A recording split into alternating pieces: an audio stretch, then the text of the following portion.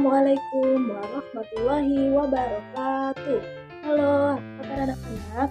Bertemu lagi dengan Ibu ya. Nah, apa kabar semuanya? Semoga semuanya selalu sehat serta selalu dalam lindungan Allah. Amin. Di kesempatan hari ini, kita akan belajar tentang metamorfosis. Ada yang tahu tidak apa itu metamorfosis? Nah, metamorfosis itu adalah pertumbuhan ataupun perkembangan pada hewan yang mengalami siklus ataupun daur hidup dalam pertumbuhannya. Nah, metamorfosis ini dibagi menjadi dua, yaitu metamorfosis sempurna dan metamorfosis tidak sempurna. Pada metamorfosis sempurna, kita akan belajar tentang metamorfosis pada kupu-kupu. Sedangkan pada metamorfosis tidak sempurna, kita akan belajar metamorfosis yang terjadi pada kecoa.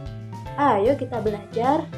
Yang pertama tadi, metamorfosis sempurna, yaitu ketika dia mengalami perkembangan ataupun pertumbuhan, ketika menetas, itu bentuk tubuhnya itu sangat berbeda jauh dengan bentuk induknya.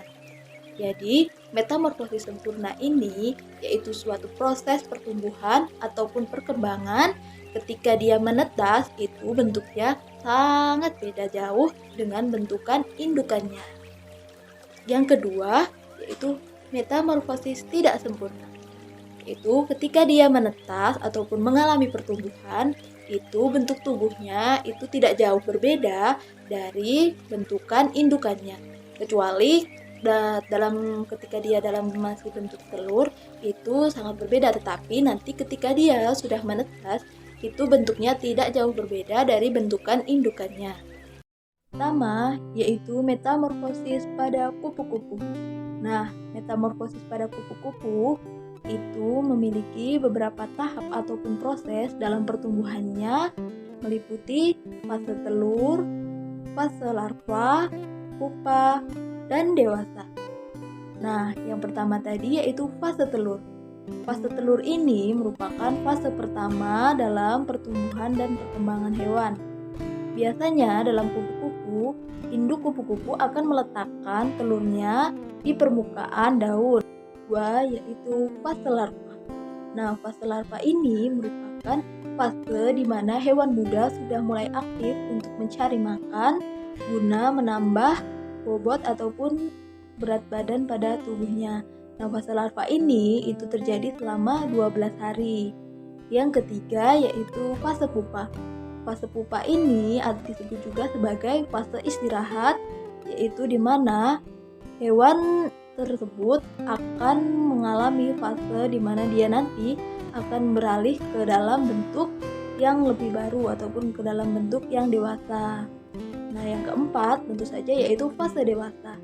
Nah, fase dewasa ini merupakan fase akhir dalam metamorfosis kupu-kupu. Pada fase dewasa ini, kupu-kupu sudah menjadi suatu bentuk yang lebih bagus serta yang lebih cantik. Nah, anak-anak, itulah tadi proses ataupun tahapan dalam metamorfosis kupu-kupu. Meliputi apa saja? Yaitu fase telur, larva, pupa, dan dewasa. Yang kedua yaitu metamorfosis pada kecoa.